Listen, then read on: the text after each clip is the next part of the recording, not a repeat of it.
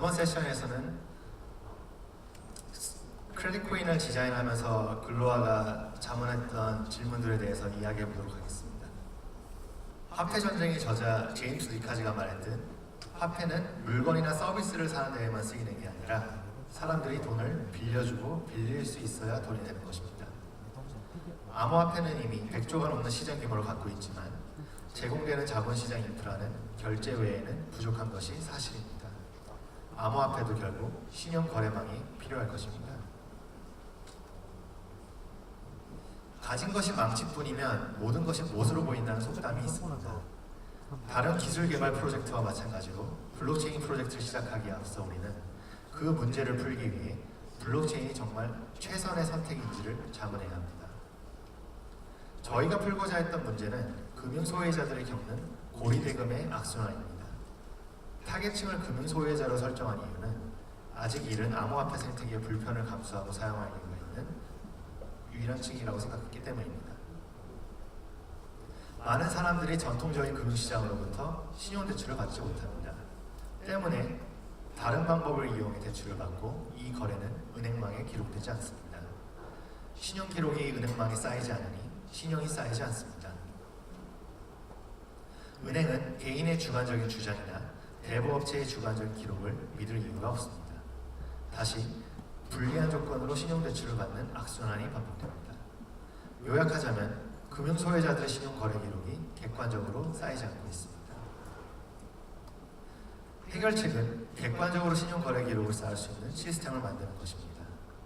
오늘로 앞서 이야기했듯이 블록체인은 바로 객관적인 기록에 특화된 기술입니다.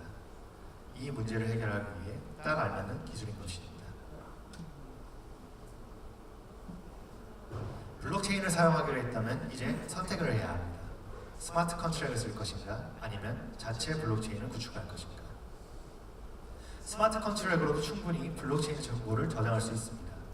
이미 생태계가 잘 구축된 비트코인이나 이더리움 같은 블록체인을 플랫폼으로 사용한다면 많은 시간이 절약될 수 있습니다. 자체 블록체인을 설계하고 구축하는 것은 굉장히 소모적인 일입니다.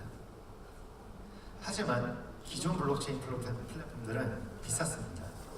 블록체인은 연산을 수없이 반복하는 시스템입니다. 따라서 가장 뛰어난 블록체인은 근본적으로 중앙화된 서버보다 성능이 떨어질 수밖에 없습니다. 그리고 블록체인 간의 비교를 하자면 이더리움 같은 범용적 시스템은 언제나 비트코인 같은 단순 목적 시스템보다 연산 효율이 떨어질 수밖에 없습니다. 따라서 플랫폼 블록체인들은 앞으로도 비교적 느리고 비쌀 것입니다.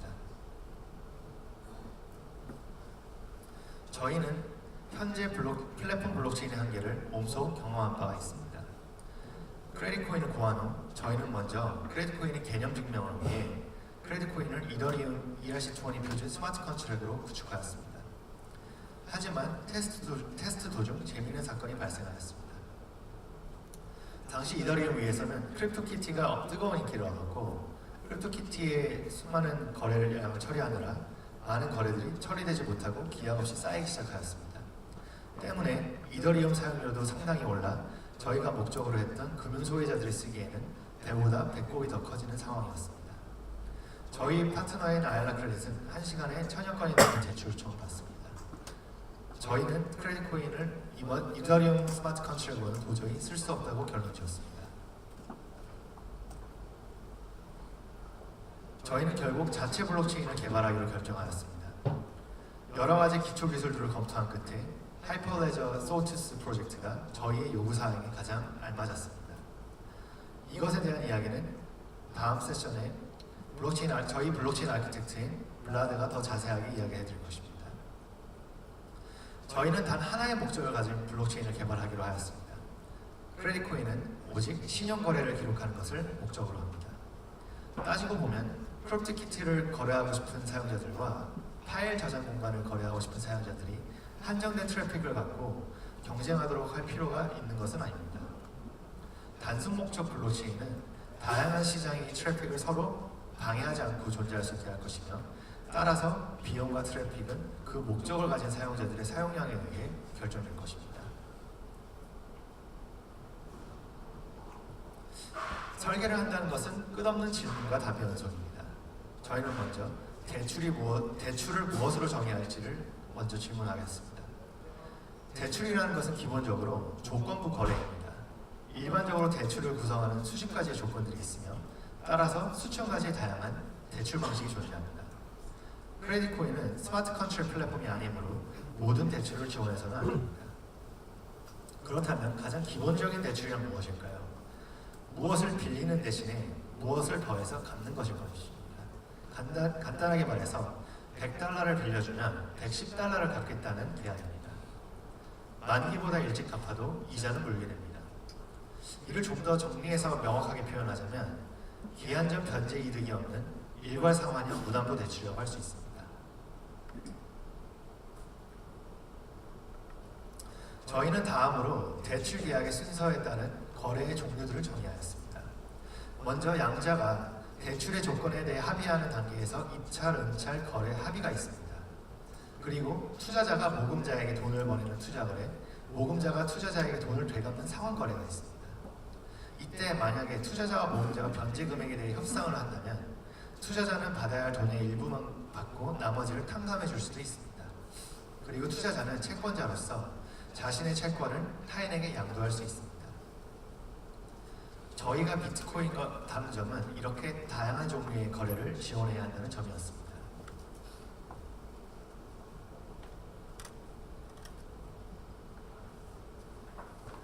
담보 지원에 관해서도 많은 고민이 있었습니다. 현실에서는 흔히 담보를 갖고 대출을 하게 되어 있습니다.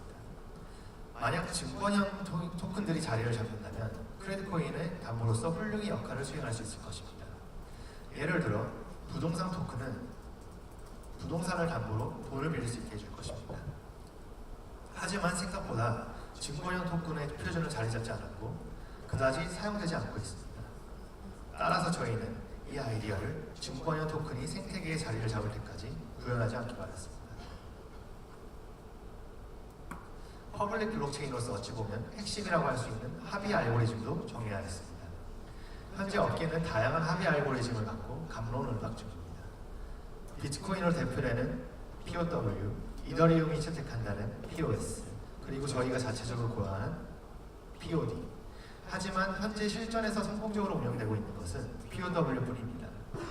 저희는 바퀴를 재발명할 필요가 없듯이 이미 잘 작동하는 것을 바꾸지 않기로 하였습니다.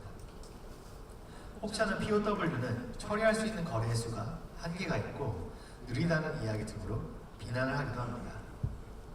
그런 문제를 겪게 된다면 크레딧코인은 엄청나게 성공할 것일 것입니다.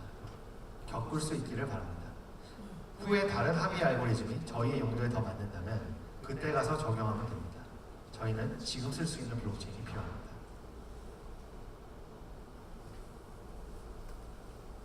비트코인은 오직 송금 한 가지 거래밖에 없습니다. 하지만 크레딧코인은 7가지 거래가 존재합니다. 각 거래는 사용자들에게 다른 가치를 가질 것이고 수요도 다를 것입니다. 여기서 문제가 발생합니다. 만약에 사용자들이 특정 종류의 거래에 더 많은 수수료를 붙인다면 어떻게 될까요? 비트코인처럼 채굴자들이 거래 수수료를 얻는 방식이라고 했을 때 채굴자들은 당연히 그 거래를 우선적으로 처리할 것입니다. 이것은 병목 현상을 발생시킬 수도 있을 것입니다. 예를 들어 100개의 대출 합의가 이루어졌지만 투자 거래는 하나도 처리되지 않는 방식으로 말입니다. 저희는 다양한 종류의 거래에 대해 시장이 어떻게 반응할지 알아보기로 하였습니다. 크레딧코인은 고정거래 수수료를 출시될 것이며 저희는 실사용 데이터를 모아 향후 개발 결정에 반영할 것입니다.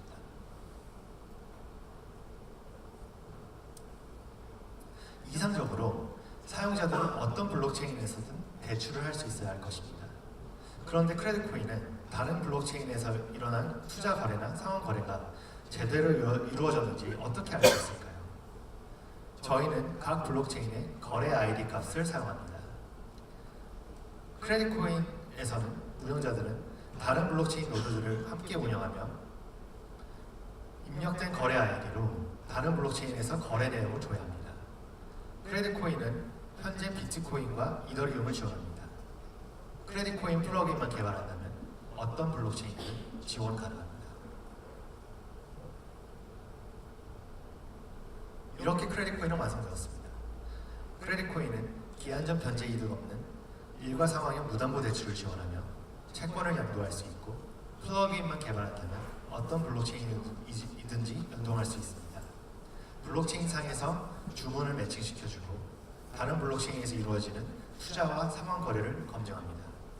POW 방식의 컨센서스 알고리즘을 사용하며 고정 거래 수수료를 갖고 있습니다. 크레딧 코인의 간단한 사용 예를 살펴보겠습니다. X가 100달러를 빌리고 150달러를 갚겠다고 크레딧 코인에서 요청합니다. Y는 X의 크레딧 코인 이력을 살펴보고 거래를 승낙합니다. X는 Y로부터 100달러를 빌립니다. 다시 Y는 Z에게 채권을 팔고 싶어 합니다. X와 Y는 블록체인 밖에서 그리고 다시 채권을 팔고 양도합니다. X와 Y는 블록체인 밖에서 채무에 대해서 협상을 합니다. Z는 X의 채무를 40달러 탕감해주기로 합의합니다. X는 Z에게 110달러를 갚고 Z는 이를 승낙합니다. 좀 더 복잡한 예로는 크레딧 코인을 운영해서 게임 포인트로도 쓸 수 있을 것입니다. 사용자가 게임에 100달러를 결제합니다. 이 100달러는 크레딧 코인을 위해서 사용자가 게임에 빌려준 돈으로 기록됩니다. 게임은 사용자에게 100포인트를 줍니다. 사용자는 게임에서 10포인트를 사용합니다. 대신 사용자는 위 크레딧 코인 채권에서 10달러를 탕감해 줍니다. 사용자는 사용되지 않는 나머지 90포인트를 환불하기로 합니다. 게임은 사용자에게 90달러를 지불하고 이 거래는 크레딧 코인에서 채무 변제로 기록됩니다.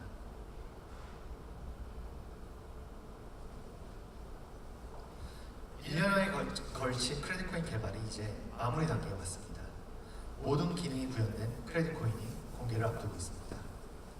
이 코드는 현재 보안 점검을 위해 제3자 코드 리뷰를 진행하고 있습니다. 또한 미국 변호사로부터 미국 증권거래위원회인 SEC의 규제에 대해 크레딧 코인의 증권 여부를 검토하였고 자신 있게 크레딧 코인은 증권이 아니라고 말씀드릴 수 있게 되었습니다. 프로젝트 발족자로서 저희는 꾸준히 크레딧 코인 개발에 기여할 것입니다. 사업개발부는 앞으로 크레딧 코인을 주요 가상화폐 거래소에 상장시키기 위해 대화 중에 있습니다. 많은 사람들이 크레딧 코인의 혜택을 보게 하기 위해 신흥시장 대출회사들과 기술 연동을 위한 대화를 또 하고 있습니다. 그리고 게임 플랫폼들과 포인트 시스템 연동을 위한 대화도 하고 있습니다. 기술개발부는 앞으로 채권을 토큰화하는 것, 실사용 데이터를 기반으로 거래 속도를 최적화하는 것, 그리고 담보 기능을 지원하기 위해 노력을 할 것입니다. 네, 감사합니다.